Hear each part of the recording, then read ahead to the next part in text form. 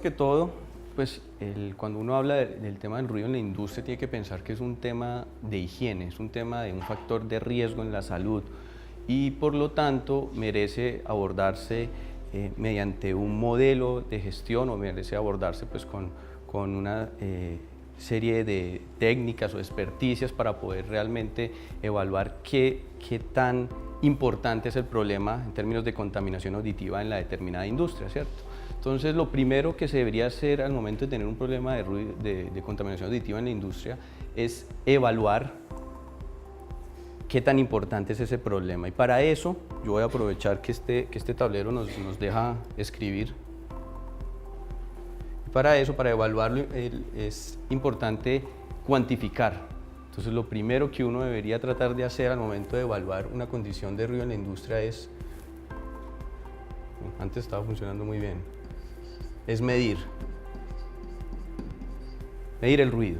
Pero entonces para medir, pues hay una serie de técnicas, de equipos, ¿cierto?, de estándares que hay que seguir para poder, en últimas, lo más importante al momento de evaluar, valorar qué tan problemática es la situación en términos de ruido. Y uno valora como haciendo una comparación con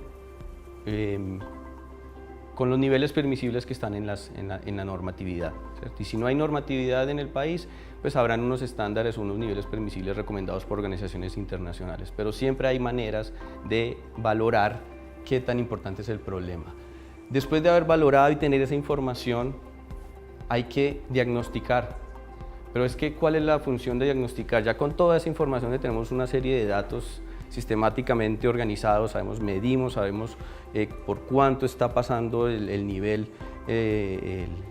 permisible, pues hay que buscar la razón, hay que juzgar, bueno, y ahora, ¿cómo voy a abordar el problema? ¿Por qué está dándose esta situación? Al momento de juzgar tenemos que mirar qué es lo que está sucediendo en el lugar, en la industria, con esas fuentes de ruido, qué está sucediendo, cómo está compuesta la empresa en términos de su tamaño, en términos de su volumen, en términos del número de trabajadores, en términos de los tiempos de exposición, empezar a juzgar cuáles son las razones por las cuales tenemos una valoración de ruido que ya obtuvimos. Entonces aquí importante, vamos a juzgar a partir de cómo encontrar las razones. ¿Para luego qué? Para luego establecer unas medidas de control que, como bien lo mencionaba Lina Marcela, se tienen que enfocar hacia, hacemos una medida de control en la fuente, en el medio de propagación o en el trabajador. Bajo ese concepto que acabaron de mencionar, y es, ojalá podamos primero ir a la fuente, si no, nos toca mirar qué hacemos en el medio de propagación y por último, mirar el tema de la protección auditiva. Entendiendo el tema de la fuente, cómo es de importante, entonces vamos a hablar un poquito más sobre fuentes sonoras. Entonces, cuando abordamos el tema del ruido a partir de la acústica, a partir de lo que es el estudio del sonido, se empieza a usar un lenguaje extraño, ¿no? Porque entonces un motor o un motor de un carro, que es el ejemplo que traía acá, ya no es un motor, ahora vamos a hablar que es una fuente de ruido, ¿cierto? Pero al mismo tiempo esa fuente de ruido, ese motor de ese carro que seguramente funciona con un sistema, en este caso un sistema de combustión, está dentro de toda una estructura y está soportado, no está en el aire, ¿cierto? Y esa estructura está transmitiendo una vibración mecánica, está haciendo que esa estructura mecánica vibre y a su vez genere ruido, ¿cierto? Pero es que ese motor tampoco está en el aire, está soportado sobre el chasis del automóvil. ¿Y qué pasa? Que entonces el automóvil en sí está generando ruido. Entonces yo puedo abordar la problemática de una fuente de ruido pensando o es el motor, o es la estructura, o es el auto, o inclusive si nos alejamos del auto y vamos a una vía, entonces vamos a tener un flujo vehicular y podríamos decir que la fuente es todo el flujo vehicular de la vía, ¿cierto?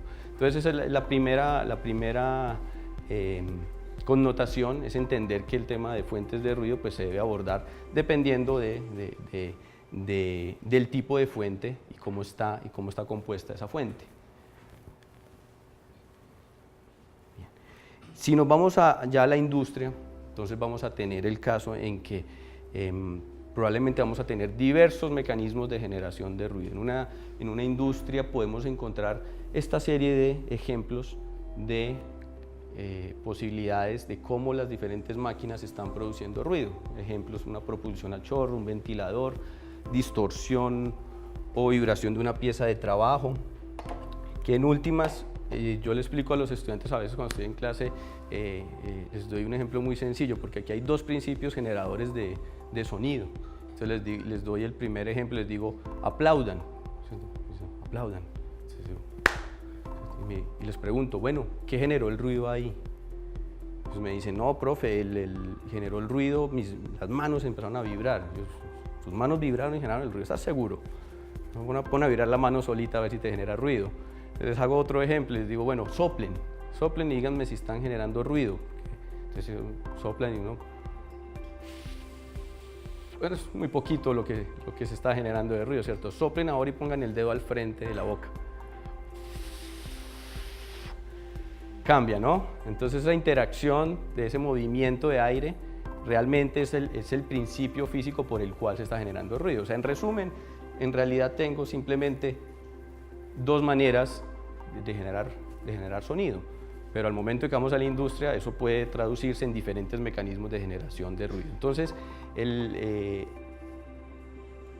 problema cuando vamos a ir a controlar ruido en la fuente es que podemos tener claro de pronto cuáles son los principios de generación de ruido, pero es que la industria tenemos muchos más factores que tener en cuenta, ¿cierto? Uno puede tratar de caracterizar una fuente, tratar de entender muy bien cómo funciona y cómo genera ruido, pero no siempre tenemos la posibilidad de ir y hacerles cambios a esas máquinas, porque es que yo la estoy llamando fuente sonora, pero es que en realidad es una máquina que está pensada para hacer cierta actividad, ¿cierto? Entonces no puede ser, el criterio no puede ser simplemente el ruido que genera, ¿no? Sino cómo va a cambiar la producción de la empresa, de la industria, si yo llego a hacer alguna variación en esa máquina. Entonces ahí hay una serie de limitaciones en las cuales no me permite ir a abordar el hacer el control o la medida de control directamente en la fuente, en este caso. Entonces, importante caracterizarla al menos, porque toda máquina, toda fuente de ruido tiene una firma acústica. O sea, yo podría, en vez de decir esta es una máquina troqueladora o esta es una máquina de cierto tipo, más bien clasificarla según su firma acústica. Suena así, esta otra suena de esta manera. Entonces van a tener unas características desde el punto de vista sonoro, que se dan por esos cambios de volumen que hay en el tiempo, dependiendo de cómo funciona esa máquina. Va a tener una serie también, cuando hablamos de una firma acústica estamos hablando de que tiene cierta sonoridad o tiene cierto comportamiento en frecuencia. Entonces esa es otra característica importante. Seguramente esa máquina va a depender, o esa operación, de sus condiciones de carga, de sus condiciones de velocidad. Entonces es importante, para poder caracterizar bien una fuente, pues tener al menos la mayor información posible acerca de qué tipo de ruido genera, poder medirle y poder saber muy bien qué capacidad de hacer ruido tiene, ¿cierto?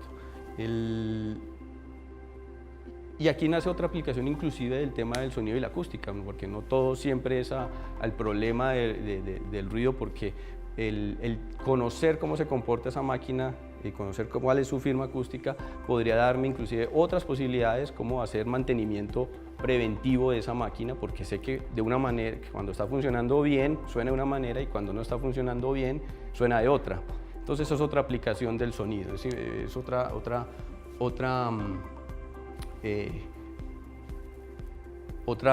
motivo por el cual es importante conocer bien por qué esa firma acústica. Esa firma acústica te da un tipo de ruido, y ese tipo de ruido tiene, vamos a hablar de dos características fundamentales. Algo que sucede en el tiempo, entonces puedo tener ruidos vamos a ver si ojalá funcione.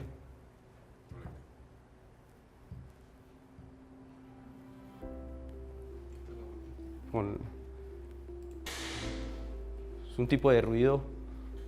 ¿De qué tipo de ruido es? Tipo de impacto, impulsivo, ¿cierto?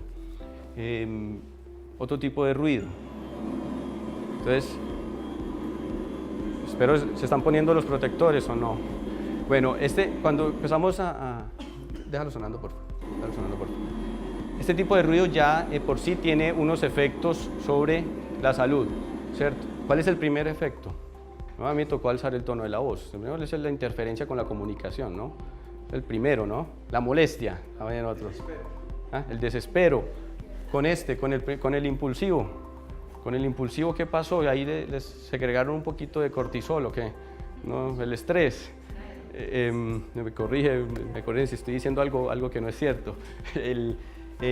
Esto desde el punto de vista de cómo se comporta el ruido en el tiempo, ¿no? Pero hay otras características del ruido que tienen que ver con la frecuencia, por favor. Entonces, enfóquense en la sonoridad, en qué tan grave o qué tan agudo está sonando. Eso también tiene una serie de consecuencias en la salud del ser humano. O sea, los efectos son dependientes de... Coloquemos el otro, por favor. Los efectos son dependientes entonces tanto de cómo se comporta el ruido en el tiempo y de su contenido frecuencial. Entonces aquí seguramente, pues, si yo no alzara el tono de la voz, se les dificultaría muchísimo entender lo que yo les estoy diciendo. De pronto se empieza a perder algo de inteligibilidad de la palabra. El número de palabras que me entendían antes era en cierto porcentaje, ahora ustedes logran, el ser humano tiene la capacidad de entendiendo. Traté de mantener el tono de la voz igual. El ser humano tiene la capacidad entonces, entendiendo menos porcentajes de palabras, de igual llegar al mensaje que se estaba diciendo, pero es que eso te está causando que tengas que hacer un esfuerzo adicional desde el punto de vista cognitivo, ¿cierto? Entonces, son diferentes tipos de efectos que se dan dependiendo del tipo de ruido, ¿cierto? Eso es lo importante. Sigamos, por favor. No, ya Jonathan, fue suficiente, por favor. Quería repasar otra vez. Bueno, los efectos del ruido los mencionó Lina Marcela, ya la Organización Mundial de la Salud, ya las diferentes investigaciones nos tienen una muy buena literatura de cuáles son todos esos tipos de efectos del ruido. Al inicio, cuando se planteaba el problema, se hablaba mucho de los efectos del ruido desde el punto de vista auditivo, pero hoy en día ya hablar solo de efectos del ruido desde el punto de vista auditivo ya se queda corto, ¿cierto? Ya hay una serie de efectos no auditivos, fisiológicos en el cuerpo que también son muy importantes tener en cuenta. Sigamos, por favor. En el caso de abordar el tema de la protección auditiva, o el caso de abordar el tema de primeros efectos auditivos en la salud, también es importante recordar que ese comportamiento del ruido, que cuando es desde el punto de vista temporal, impulsivo, tiene unas consecuencias debido también a que el sistema auditivo humano tiene cierta capacidad de protegerse y tiene sus limitaciones. Entonces, es importante tener en cuenta que el ruido impulsivo causa una serie de efectos porque nuestro sistema auditivo, el tema el oído medio, donde está la cadena de huesecillos, hay una serie de músculos también que están tratando de protegernos a nosotros del ruido. ¿Y qué es lo que hacen? Hacen que cuando estamos expuestos a ruido, reaccionan tratando de impedir que esos huesecillos se muevan. Pero como todo músculo tiene un tiempo de reacción, los músculos no son inmediatos, no hay un tiempo para reaccionar. Entonces el ruido impulsivo no da tiempo suficiente, el nivel de ruido sube muy rápidamente y el oído no tiene la capacidad de poner esos músculos a funcionar tan rápido. Entonces puede que nos protejan y generar cierta atenuación y cierta protección para otros tipos de ruido, pero no para el ruido impulsivo. Entonces un ruido impulsivo por eso es tan dañino para el sistema auditivo, es de los más importantes. Y bueno, las imágenes que Lina nos mostraba estaban mucho mejor, pero yo lo que quería aquí recalcar era que una vez pierdes o tienes un daño en la audición, si hay un daño en el oído interno, por lo menos los que son los daños en el oído interno, las células ciliadas que se mueren, esas no se recuperan. Ya las perdiste, perdimos audición y no hay nada que hacer. Todavía no se ha inventado la droga, la medicina que haga recuperar esa audición. Sé que en la naturaleza solo hay unas cuantas aves que tienen esa capacidad de recuperar audición, pero todavía no sabemos cuál es el secreto. Entonces, y seguramente en algún momento eso tendrá que cambiar, porque lo que mencionaban acerca de cómo los jóvenes de 20, 25 años están perdiendo audición, pues es muy cierto. Entonces, la evolución del ser humano dirá que algo tendrá que pasar dentro de muchos años, pero por lo pronto no tenemos solución, ¿cierto?, a este daño.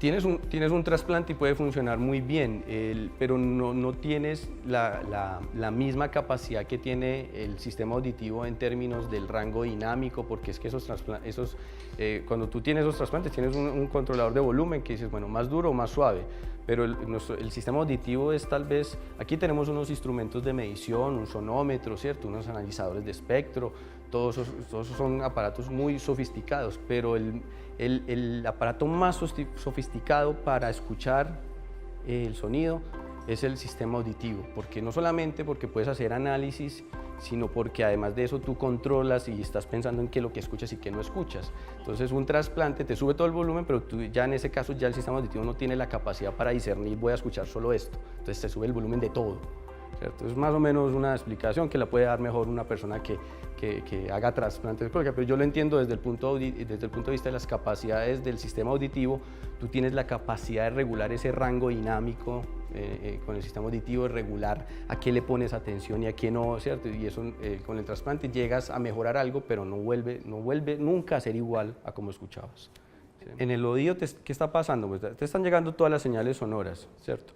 Lo que está pasando es que hay una terminación nerviosa que te está llevando de toda esa información que tienen las células ciliadas del oído interno, que te las está llevando al cerebro, donde pasas de un número de células a un mayor número de células en el cerebro para una interpretación de toda esa información, ¿cierto? Y por eso, si tú grabas algo con este maniquí, ¿cierto? Y lo escuchas después, tú vas a escuchar todo eso que acabaste de decir, todo ese ruido, el ruido del jefe, el ruido de esto, el ruido de lo otro, pero cuando tú estás como ser humano escuchando a toda esta serie de cosas, tú tienes la capacidad de concentrarte en una sola fuente, te concentras tratas de concentrarte en lo que está diciendo el jefe, eso. Tratas de decir, bueno, trato de ponerle atención a él. Ya habrá momentos en que el ruido es tan alto que enmascara totalmente la voz del jefe y ya no hay nada que hacer, ¿cierto? Pero mientras haya algo que puedas entender el mensaje, estás haciendo un esfuerzo cognitivo para entender ese mensaje. Te estás cansando en realidad más, ¿no? Eso después genera una fatiga también. Bien.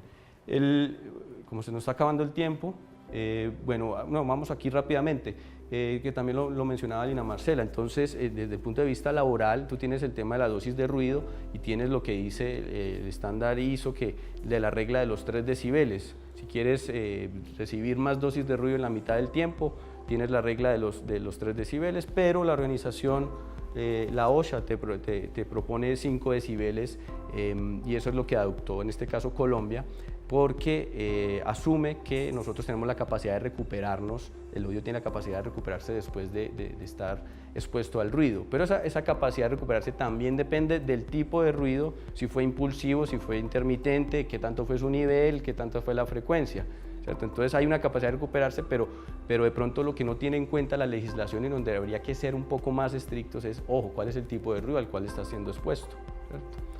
Bien, y todo esto para que, entendiendo lo que es el comportamiento de una fuente de ruido, su exposición, ya una vez hecho el diagnóstico y mirado la medida de control, que muchas veces no nos permite ir a la fuente, no nos permite de pronto el medio de propagación, llegamos a la protección auditiva. Muy importante al final lograr medir o evaluar el impacto de esa medida de control, o sea, como para cerrar el ciclo. Esa era la charlita acerca de ruido industrial muy cortica y fuentes de ruido. Muchas gracias.